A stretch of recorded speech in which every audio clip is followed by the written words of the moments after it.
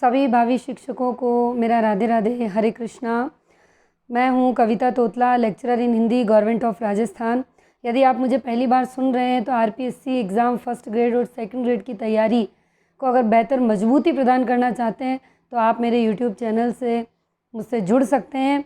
और साथ ही साथ इसी चैनल पर जो भी मेरा वीडियो है ये इसके नीचे इसके डिस्क्रिप्शन बॉक्स में एक लिंक दिया होगा टेलीग्राम चैनल का, वहाँ से भी जाके जुड़ जाइए, क्योंकि यहाँ पे जो नोट्स आपको स्क्रीन पर दिख रहे हैं इन नोट्स की पीडीएफ मैं मेरे टेलीग्राम चैनल पे पोस्ट करती हूँ और निःशुल्क पोस्ट है, कोई भी उसका चार्ज नहीं है। तो आप अगर अपनी तैयारी को बेहतर बनाना चाहते हैं तो यूट्यूब पे भी मुझसे जुड़ सकते हैं और टेलीग्राम पे भी मुझसे जुड़ सकते हैं।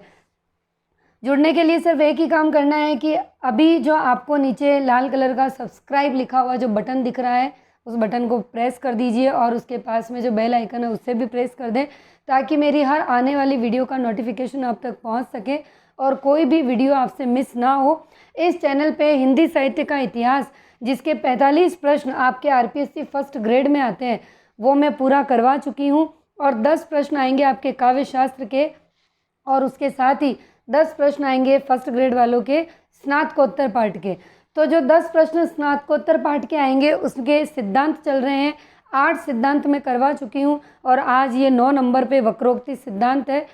तो आप सब्सक्राइब अभी कर लीजिए, बेल आइकन प्रेस कर लीजिए और टेलीग्राम चैनल से जुड़ जाइए, क्योंकि जितना मैं पढ़ा चुकी हूँ हिंदी साहित्य का इतिहास और काव्य शास्त्र में जो मैंने एमए का पाठ करा है ये सारा का सारा मैं टेलीग्राम चैनल पे पोस्ट कर चुकी हूँ और वहाँ आपको ये पीडीएफ फॉर्म में मिल जाएगा।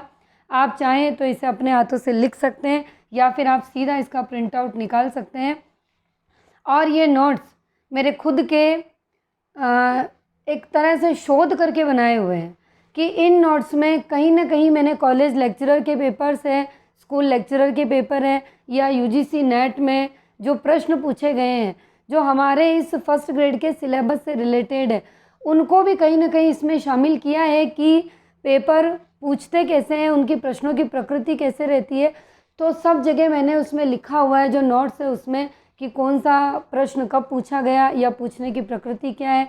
साथ ही मैंने सारी बातें बताई हुई है उसके अंदर कि आपसे प्रश्न किस तरह से पूछे जाएंगे, प्रश्नों की प्रकृति क्या होगी, कैसे आपको उसको सॉल्व करना है, क्या क्या पढ़ना है, कैसे पढ़ना है, क्या करना है। आज हमारे 9 नंबर का सिद्धांत है वक्रोक्ति सिद्धांत और इसके साथ ही मैं एक जानकारी और देना चाहती हूँ कि इसके बाद आएगा हमारा मार्क्सवाद। तो मार्क्सवाद के लिए मैंने खुद से कभी पहले मैंने भी कुछ नहीं बनाया था। जब मैं व्याख्याता बनी हिंदी में इन्हीं नोट से बनी हूँ मैं व्याख्याता, पर मार्क्सवाद और वक्रोक्ति 2 ऐसे टॉपिक थे जो उस वक्त हमारे 2018 में जो भर्ती निकली थी उस पाठ्यक्रम में ये 2 टॉपिक नए ऐड किए गए थे। पहले 8 ही सिद्धांत थे लेकिन वक्रोक्ति और मार्क्सवाद को अलग से जोड़ा गया।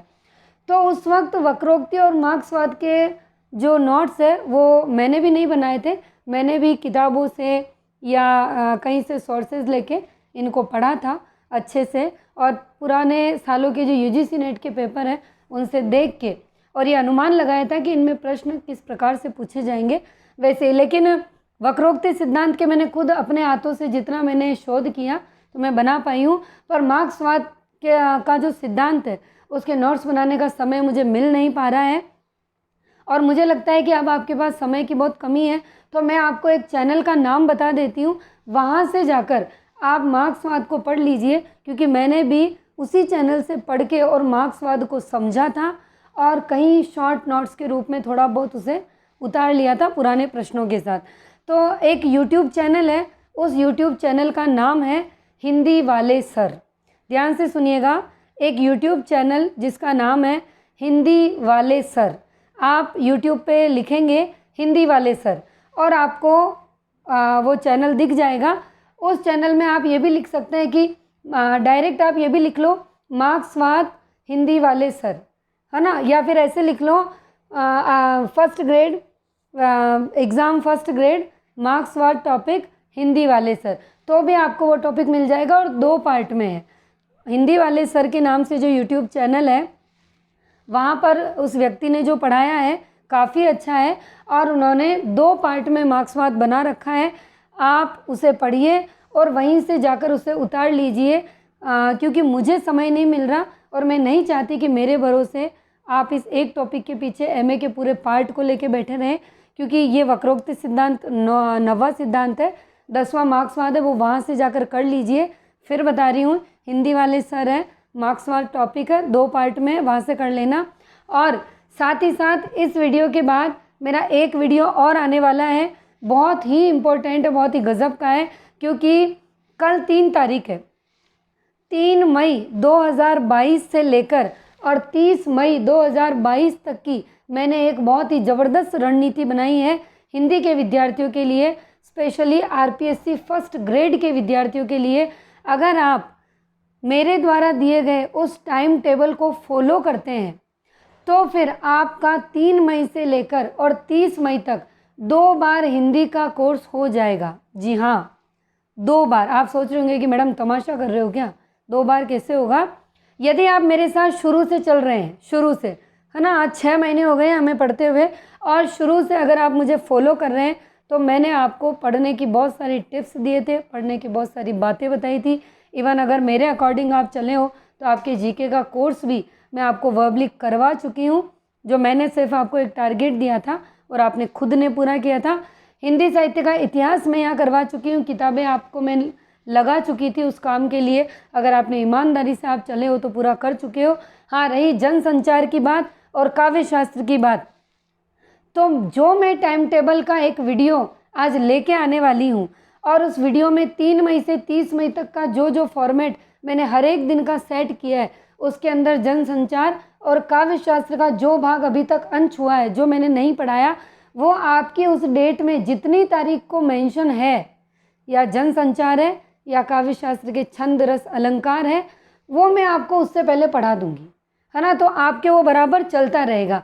तो आज आपके सामने एक बहुत ही शानदार वीडियो आने वाला है, क्योंकि मैटर सबके पास होता है, नोट सबके पास है, सबने लिख लिए, लेकिन पढ़ना कैसे है, पढ़ने का तरीका क्या है, हम कैसे इस पूरे सिलेबस को, इस पूरे पाठ्यक्रम को एक जगह रखकर और उसे एक शानदार रणनीति में लाएं कि हमें एक दिन के अंदर हम कितना करें जिससे कि हमारा कोर्स हो जाए और साथ ही साथ हम रिवीजन भी कर सकें।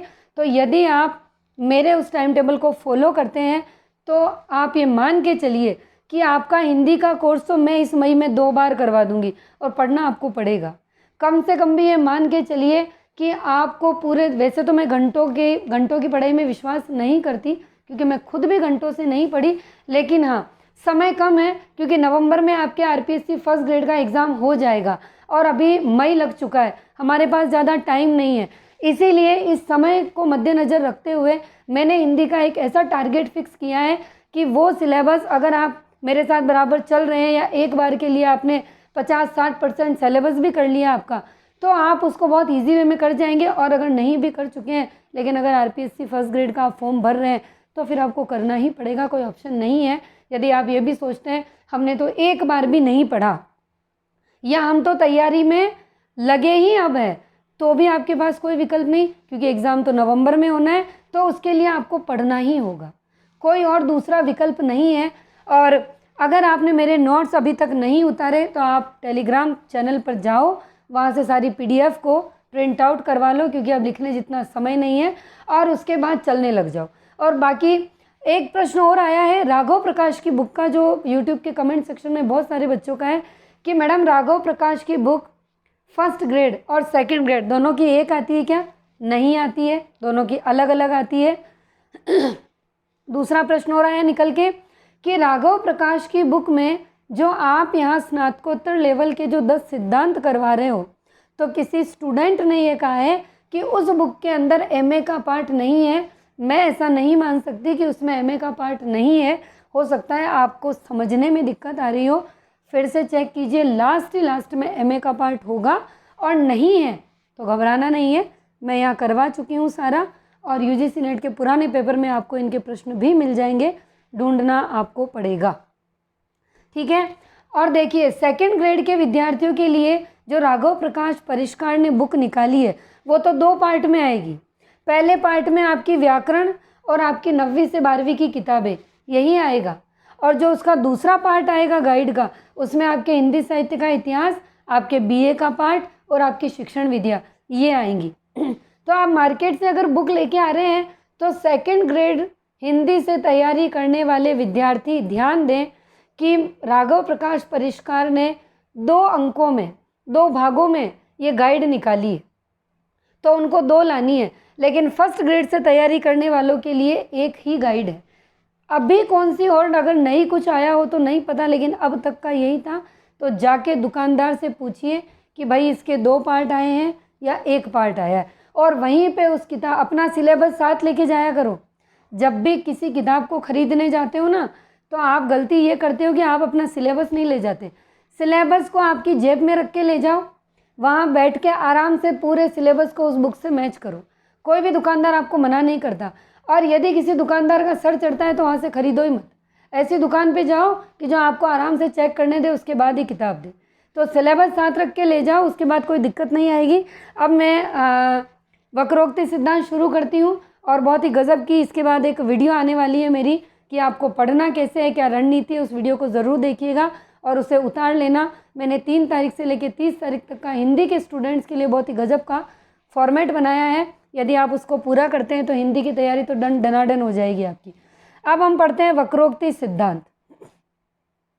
ठीक है, वक्रोक्ति सिद्धांत के प्रतिष्ठापक आचार्य कौन है? कुंतक। सबसे मेन इम्पोर्टेंट तथ्य यही है कि जो वक्रोक्ति सिद्धांत का यदि आपके पास प्रश्न आता है कि इस सिद्धांत के प्रतिष्ठापक आचार्य या मेन कौन है, तो वो है कुंतक। और इन्होंने अपने ग्रंथ वक्रोक्ति जीवितम में वक्रोक्ति को काव्य का अनिवार्य तत्व स्वीकार करते हुए इसे काव्य की आत्मा कहा है। देखिए, वक्रोक्ति सिद्धांत के प्रतिष्ठापक हमने पढ़ा कुंतक, और कुंतक का एक ग्रंथ है जिसका क्या नाम है? वक्रोक्ति जीवितम। और इसी के अंदर आचार्य कुंतक ने वक्रोक्ति को काव्य का अनिवार्य तत्व माना है, काव्य की आत्मा माना है कुंतक ने। किसको? वक्रोक्ति को। अब देखिए इसका मतलब क्या है, वक्रोक्ति का अर्थ होता क्या है? वक्र प्लस उक्ति। वक्र यानी तो टेढ़ापन, और उक्ति यानी विलक्षण कथन या कुटिल कथन या टेढ़ा कथन करना, ऐसा अजीब सा कथन।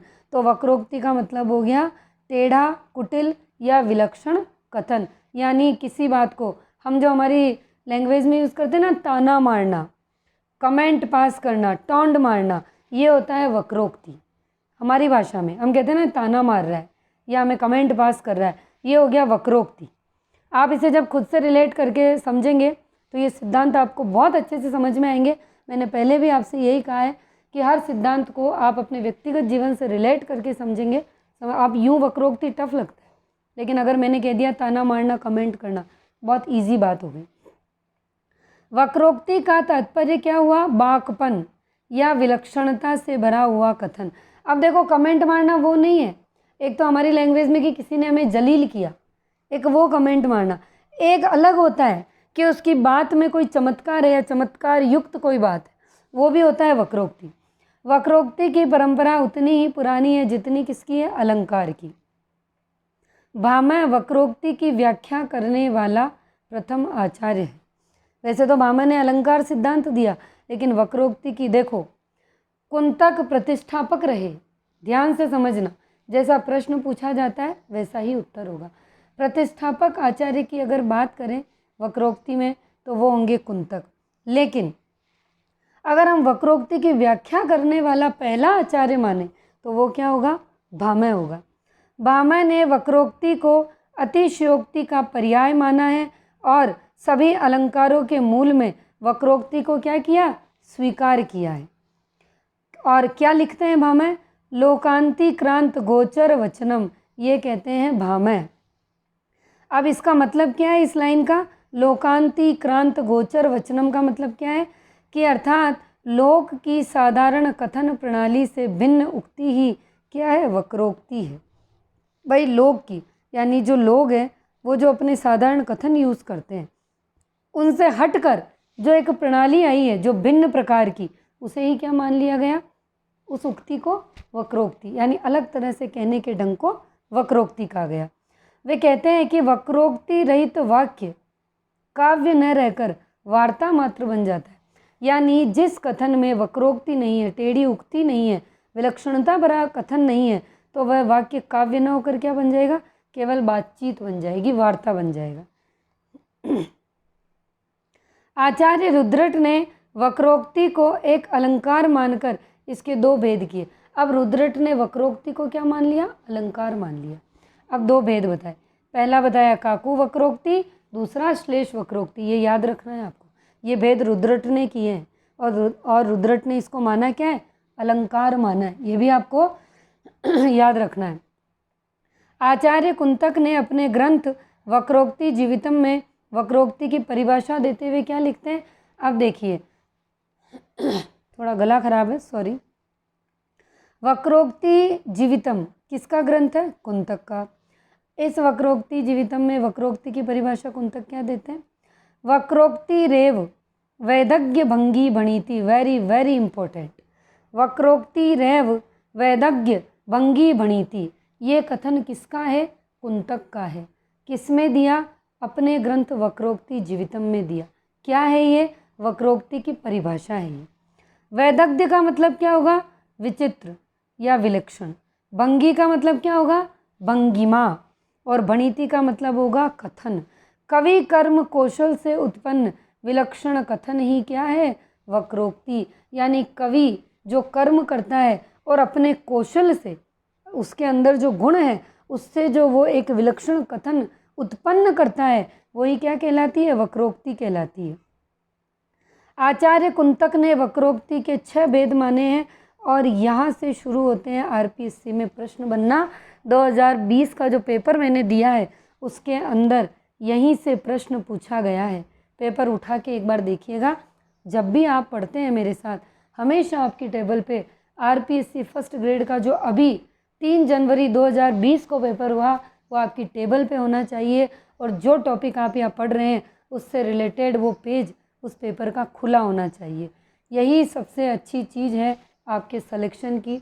अगर आपका सिलेबस और आपका पेपर आपके सामने खुला है और उसके बाद आप टॉपिक को पढ़ते हैं और उधर से आप उसे क्लियर करते जाते हैं, तो आपका सिलेक्शन होने से कोई नहीं रोक सकता। अब देखिए, कुंतक ने वक्रोक्ति के 6 भेद माने।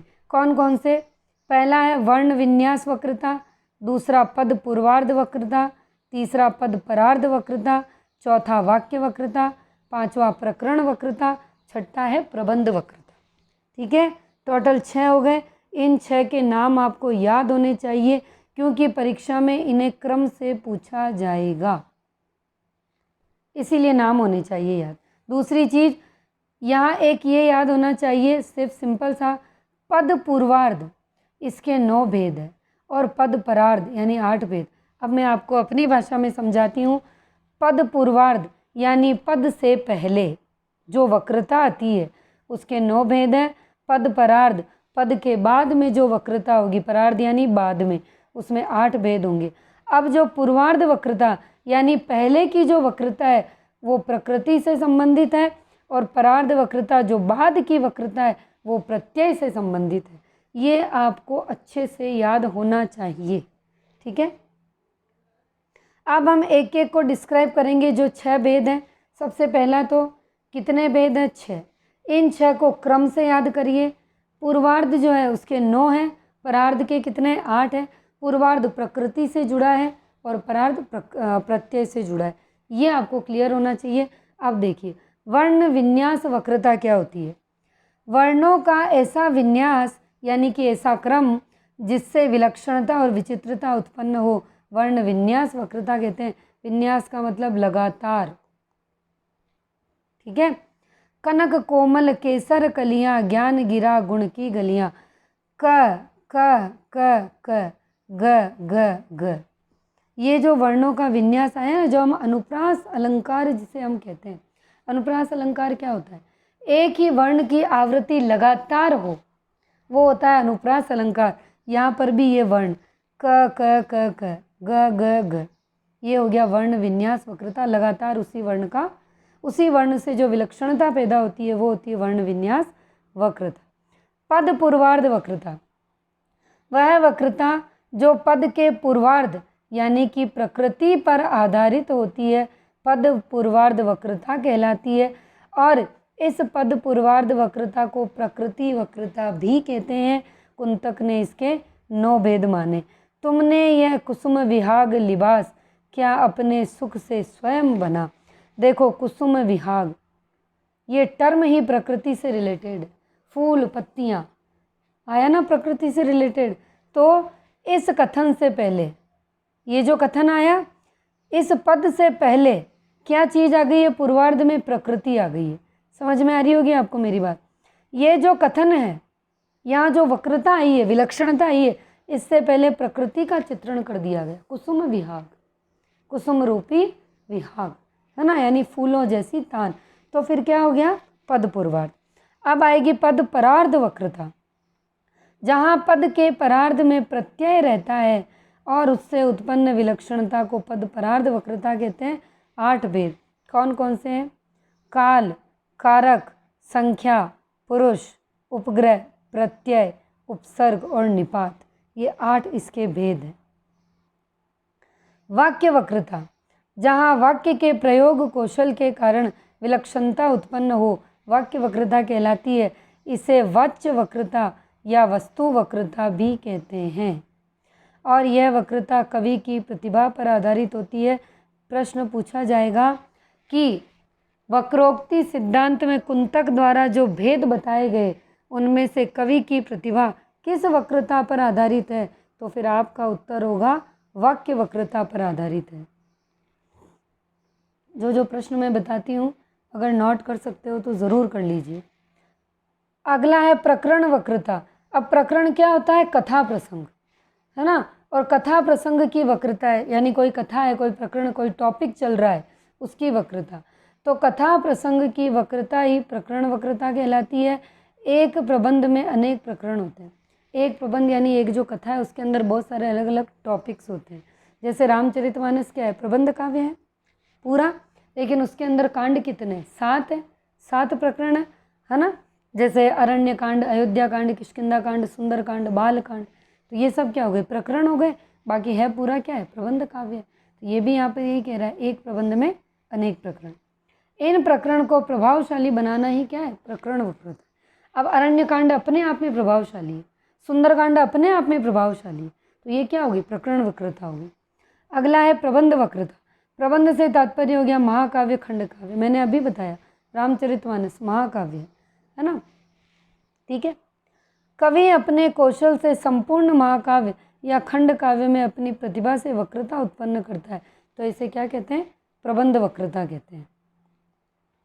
अब देखो हमने वक्रोक्ति सिद्धांत पढ़ा, अब हम उसके साथ ही साथ एक और इससे रिलेटेड बात आती है हमारे साहित्य में, वो है अभिव्यंजनावाद। वो हम क्यों पढ़ेंगे वो अभी देखिए आप। अब वक्रोक्ति सिद्धांत और अभिव्यंजनावाद क्या है ये? आचार्य रामचंद्र शुक्ल ने अपने निबंध का नाम क्या है? भाषण। क्या नाम है? भाषण। काव्य में अभिव्यंजनावाद में, यानी एक भाषण है, काव्य में अभिव्यंजनावाद। आचार्य रामचंद्र शुक्ल का एक निबंध है, भाषण, जो कि निबंध भाषण है, काव्य में अभिव्यंजनावाद। इसमें इन्होंने क्या किया? क्रौंचे के अभिव्यंजनावाद को भारतीय वक्रोक्ति सिद्धांत का विलायती उत्थान माना है। ये परीक्षा में पूछा गया प्रश्न है, यूजीसी नेट के पेपर में भी पूछा गया है और हमारे आरपीएससी में भी पूछा गया है। तो अभिव्यंजनावाद किसका हो गया? क्रौंचे का। और इसी से तुलना कौन कर रहे हैं? रामचंद्र शुक्ल। क्या कहते हैं वो? कि क्रौंचे का जो अभिव्यंजनावाद है, इसे भारतीय वक्रोक्ति सिद्धांत का विलायती उत्थान बताया। डॉक्टर नगेंद्र ने अभिव्यंजनावाद और वक्रोक्ति सिद्धांत में अभिव्यंजना को ही काव्य का प्राण तत्व माना है।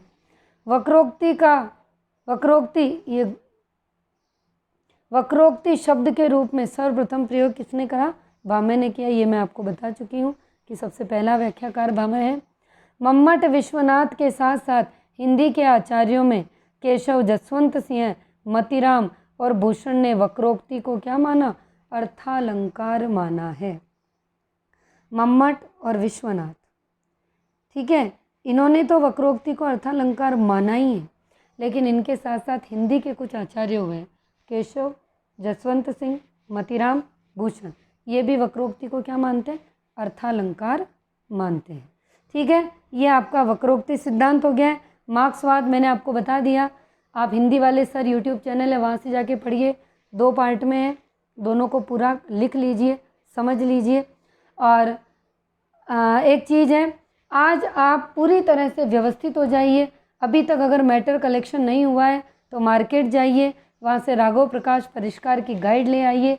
यूजीसी नेट की पेपर की, यूजीसी नेट के पुराने सालों के अब तक के जो आए हुए पेपर है, अगर उनकी बुक भी आप नहीं लाए हैं तो वो भी ले आइए, क्योंकि मैं हमेशा से कहती हूँ कि उस बुक से आपको प्रैक्टिस करनी है। आरपीएससी फर्स्ट ग्रेड में 45 प्रश्न तो हिंदी साहित्य के इतिहास के, और 10 प्रश्न एमए के पार्ट के, और 10 प्रश्न ही काव्य शास्त्र के आएंगे। और ये सारे के सारे जो प्रश्न हैं, आपके 65 प्रश्नों का जो मैटर है, ये आपके यूजीसी नेट के पुराने सालों के अब तक के आए हुए पेपर की बुक से बहुत गजब से क्लियर हो जाएंगे। साथ ही मेरे नोट्स तो है ही सही हैं। आज आप सारा मैटर इकट्ठा करके अपनी टेबल पे रख लेना, सारी किताबें, आपको हिंदी में क्या क्या पढ़ना है और प्लस जीके में जो पढ़ना है अपनी टेबल पे इकट्ठा कर लीजिए। क्योंकि मेरा जो अगला वीडियो आने वाला है वो आएगा आपके समय प्रबंधन का, आपकी रणनीति का, कि आपको कोर्स कैसे करना है। हिंदी में कोर्स 2 बार मई के अंदर हो जाएगा, इसीलिए आज अपना सारा मैटर टेबल पे इकट्ठा कर लेना। वीडियो या तो आज आपको मिल जाएगा, नहीं तो कल सुबह अर्ली मॉर्निंग 4 बजे, सुबह 4:30 बजे आपको वो वीडियो मिल जाएगा। और सुबह 4:30 बजे आप टेलीग्राम चैनल चेक कर लेना या यूट्यूब चैनल आप चेक कर लेना। और मेरा वीडियो मिले इसके लिए ज़रूरी है, अगर बेल आइकन प्रेस नहीं है तो बेल आइकन को प्रेस कर लो, चैनल को सब्सक्राइब कर लो, ताकि बेल आइकन प्रेस करने से ये होगा कि आपको फटाफट से, जैसे ही मैं 4 बजे वो समय सारणी का वीडियो पोस्ट करूँगी, वो आपको तुरंत मिल जाएगा। बाकी वो निकल जाएगा, आपको पता भी नहीं चलेगा। सुबह 4:30 बजे आपको मैं समय सारणी का वीडियो पोस्ट कर दूंगी, और आप लग जाना, क्योंकि पूरा दिन भर लगाए लग जाएगा उस टारगेट को अचीव करने में। और यदि आप बेल आइकन प्रेस नहीं करते हैं तो फिर वीडियो आपको लेट मिलेगा। तो 3 तारीख को जो आपको मैंने टारगेट दिया है वो टारगेट आपका कंप्लीट नहीं हो पाएगा। और फिर हर एक दिन का अगर हम टारगेट पूरा नहीं कर पाते हैं तो फिर अगले दिन के टारगेट को पूरा करने में लग जाओगे तो पिछले टारगेट रह ही जाएंगे। तो बेटर है सब्सक्राइब करें, साथ ही बेल आइकन को ज़रूर प्रेस करें, क्योंकि जो मेरा वीडियो आने वाला है या तो आज मिल जाएगा, नहीं तो 3 तारीख को सुबह 4:30 बजे मिलेगा। सभी विद्यार्थी अलर्ट हो जाएं। अगर आपको हिंदी का कोर्स 2 बार करना है इस मई के अंदर, तो फिर आपको मेरी इस वीडियो से बहुत बेनिफिट होगा, क्योंकि मैंने वो पैटर्न अपनाया है, वो आपको बताने जा रही हूँ जो मैंने फॉलो किया था। और मैंने एक सीट पाई थी, मैंने 1 महीने के अंदर यानी 27 दिनों के अंदर 2 बार कोर्स कैसे किया और कैसे सब्जेक्ट के माध्यम से मैंने इस हिंदी फर्स्ट ग्रेड में अपना सिलेक्शन लिया। तो बहुत ही शानदार वीडियो आने वाली है और इंतज़ार कीजिएगा उस वीडियो का। और सारी आपकी जितनी भी किताबें आज जो लाना है लेके आ जाइए, ताकि, क्योंकि फिर आपको 3 से 30 के बीच में एक दिन भी नहीं मिलेगा कि आप मार्केट जा पाएंगे, क्योंकि शेड्यूल इतना टाइट है कि आप दिन भर उसको करने में रह जाएंगे। और मैं आपको बता रही हूँ, अगर आपने उसको पूरा कर लिया तो आपको मज़ा आ जाएगा। और आप खुद 30 मई के बाद आप मुझसे खुद इसी यूट्यूब के कमेंट सेक्शन में आके कहेंगे कि मैडम मज़ा आ गया, कोर्स हो गया, अब हमें कोई डर नहीं है, हम आरपीएससी फर्स्ट ग्रेड चुटकियों में निकाल देंगे, क्योंकि उसके बाद तो आप रिवीजन पे रिवीजन ही करेंगे। तो ठीक है, इंतज़ार करिएगा उस वीडियो का, बहुत जल्दी आपके पास आने वाला है। बेल आइकन प्रेस कर लीजिए और जाने से पहले वीडियो को लाइक ज़रूर करिए।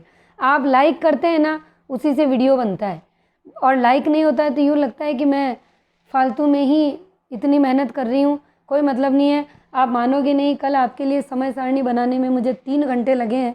सारी किताबें आप तो सोचते होंगे आपके पास ही है, मैंने आपके कक्षा 11-12 की किताब जन संचार, हिंदी व्याकरण, सारी पुस्तकें, हिंदी साहित्य का इतिहास, सब कुछ यहाँ फैला के बैठी हूँ। और 2 से 3 घंटे मुझे उस समय सारणी को बनाने में लगे, तो कम से कम एक लाइक तो आप कर ही सकते हैं। हरे कृष्णा, राधे राधे। मिलते हैं उस समय सारणी के साथ जल्दी से।